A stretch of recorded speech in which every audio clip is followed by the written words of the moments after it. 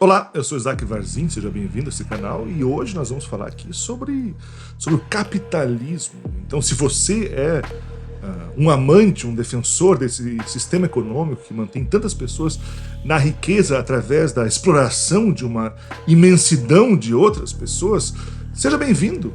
Essa conversa de hoje pode, de alguma forma, te interessar. Mas você podia começar já deixando o seu like, inscrevendo-se no canal, ativando as notificações. Deixa um comentário aí pra gente apimentar essa conversa. Sabe que eu respondo todos os comentários, hein? Se por acaso não respondeu o seu comentário é porque eu fui um cuzão, porque eu tô dizendo pra você que eu respondo. A não ser que, sei lá, não tenha dado tempo ou estivesse muito ocupado. Sabe que a Amazon, que recentemente viu a fundação do primeiro sindicato dos seus funcionários nos Estados Unidos, para evitar que os trabalhadores se empolgassem demais com essa história toda, sabe o que eles fizeram? Eles colocaram um bot, um sistema de filtro no aplicativo que os funcionários da Amazon têm, onde eles podem inclusive conversar entre eles, e lá, nessas conversas, estão mutadas as palavras sindicato, salário digno, trabalho escravo, assédio e até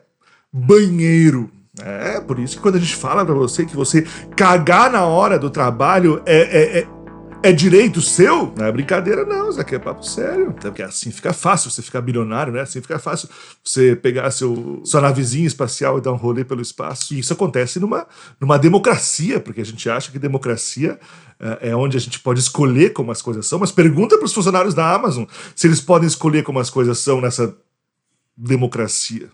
Mas não é sobre a Amazon que a gente vai falar hoje, nós vamos falar sobre o iFood, mais especificamente sobre uma reportagem fudida da jornalista Clarissa Levy para a agência pública, revelando alguns bastidores da relação do iFood com seus entregadores. Mas antes, vamos pensar sobre o iFood, né? Sabe que a iFood é uma empresa que cresceu 400% durante a pandemia. 400%, enquanto muitos comércios, negócios, inclusive muitos bares, muitos restaurantes, gente que trabalhava no mesmo ramo do iFood, faliu, quebrou. E o iFood cresceu 400%, tendo sabe quantos restaurantes em sua rede? Nenhum.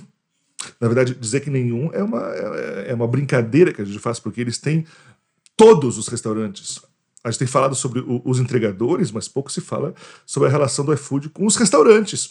Você sabe que o iFood cobra uma média de 30% do preço do pedido do restaurante. Então, se você pagou R$18 por um hambúrguer, digamos assim, R$6 vai para o iFood. Você entende que o iFood tem 30% de quase todos os restaurantes da sua cidade? Qual sócio de um restaurante tira 30% de lucro?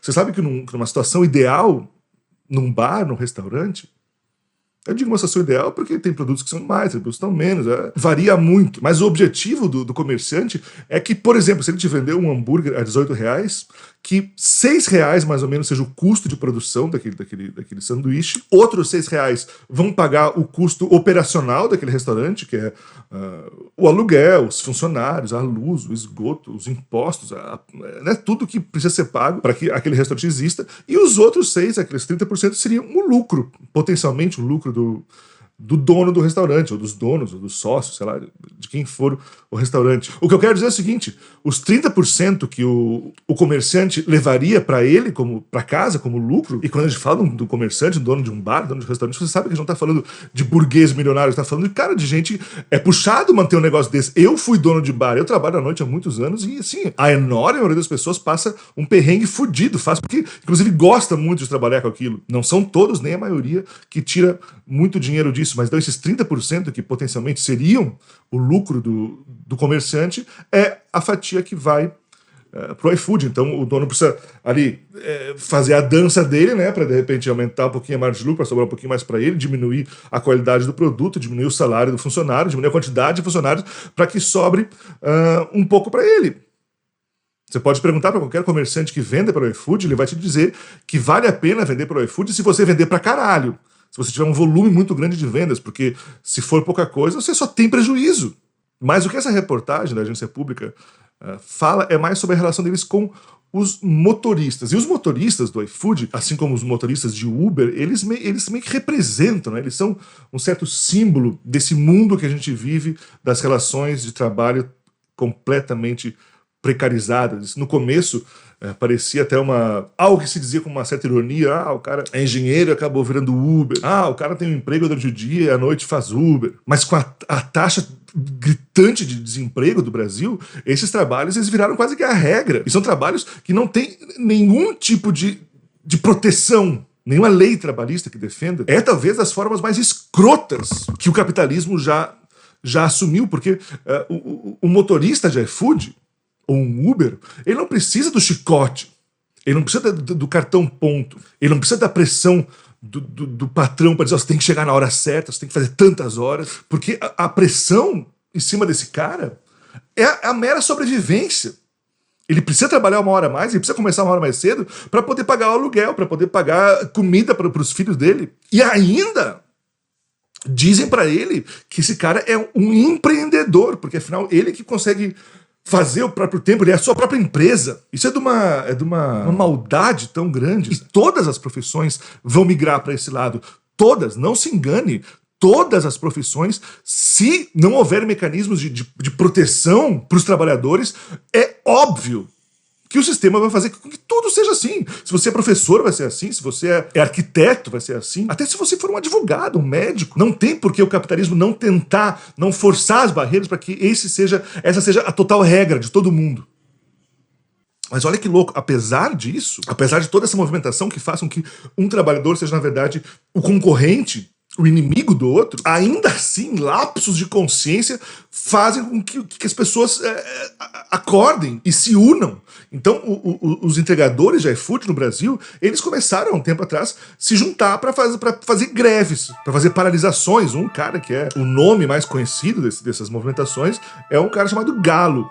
Galo que ficou conhecido no Brasil por ser também o idealizador daquela história de botar fogo na estátua do Borba Gato. Muita gente da esquerda tem suas críticas em relação ao Galo, até porque ele já fez posts no Twitter criticando o Lula. Não que as críticas dele façam sentido ao Lula, mas não desmerece o fato que sim, o que passou pela mão de Galo até agora é algo que beira o milagre. Você conseguir chamar a atenção de pessoas que não têm ligação entre elas para dizer, vocês não estão vendo, mas existe uma ligação.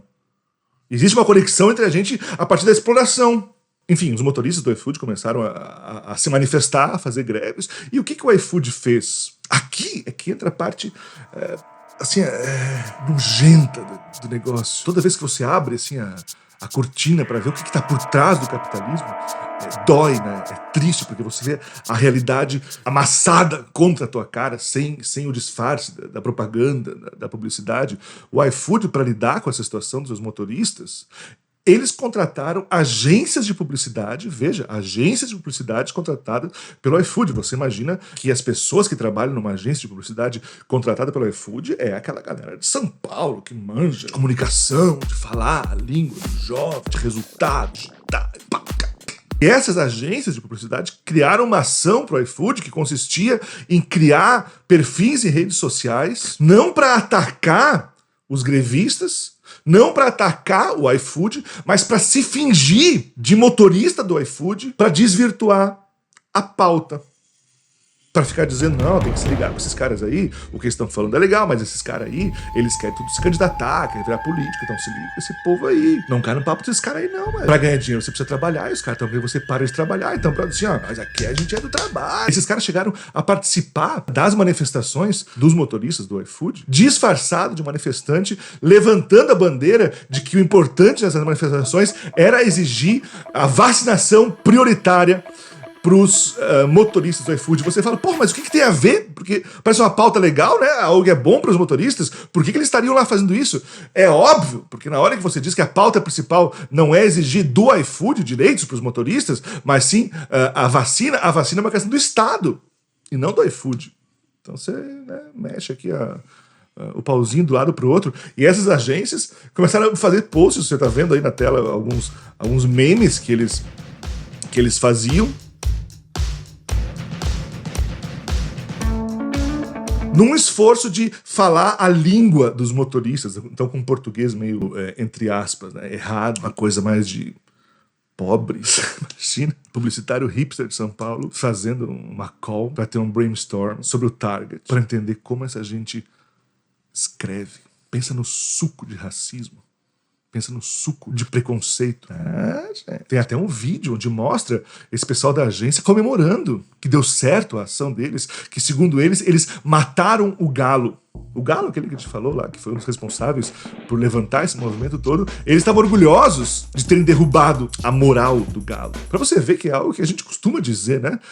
Essa briga, no fim das contas, estava sendo travada no campo ideológico. Porque interessava para o iFood e para os marqueteiros deles mudar a percepção de realidade das pessoas sobre aquele assunto. Não o assunto em si, mas a opinião das pessoas sobre o assunto. Mudando a opinião, você muda a materialidade dos fatos. As pessoas deixariam de exigir tais coisas, ou de fazer tais greves, se fosse alterada a sua percepção de mundo, de realidade, do que significava aquilo tudo.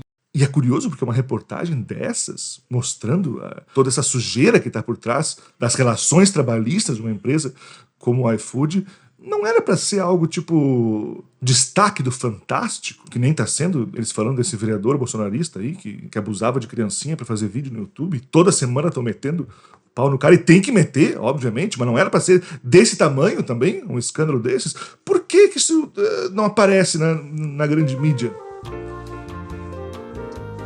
Por quê? Você tem alguma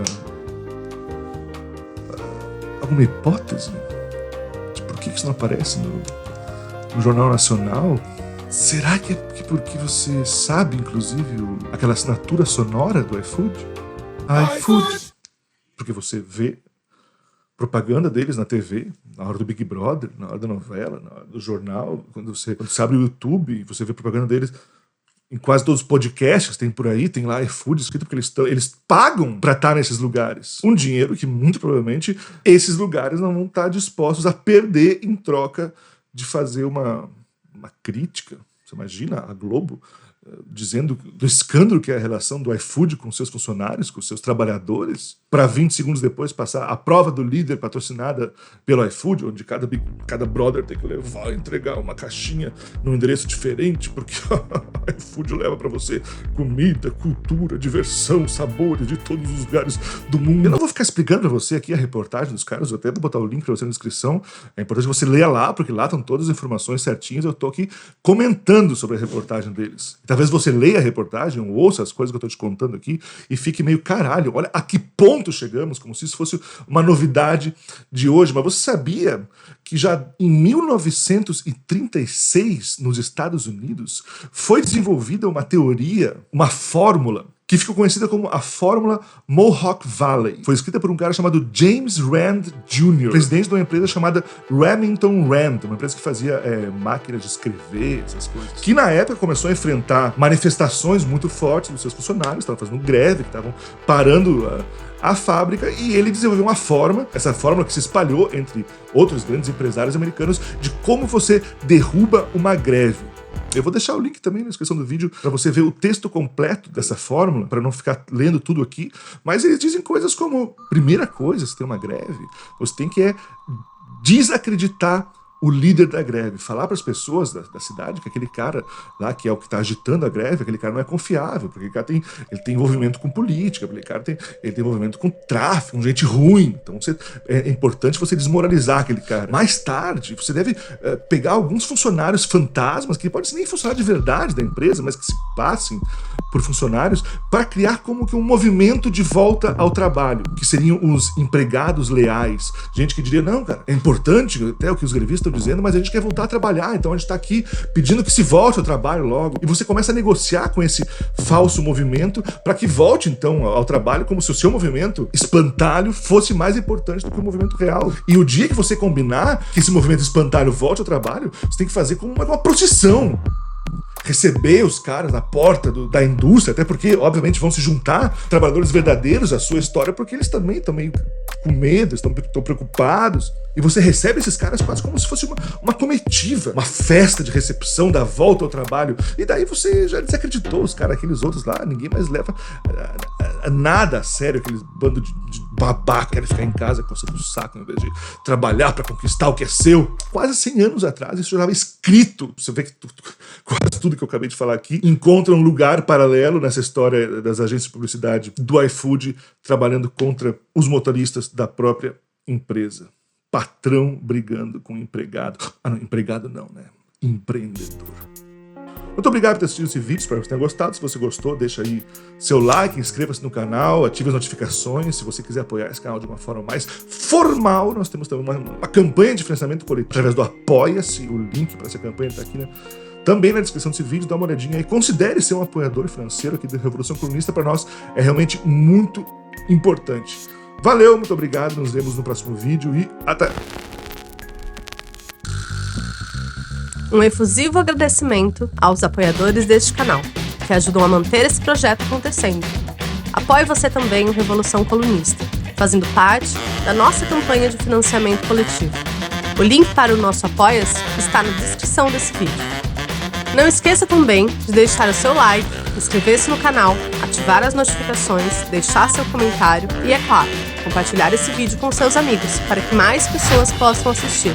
Muito obrigado pela sua audiência e nos vemos no próximo vídeo.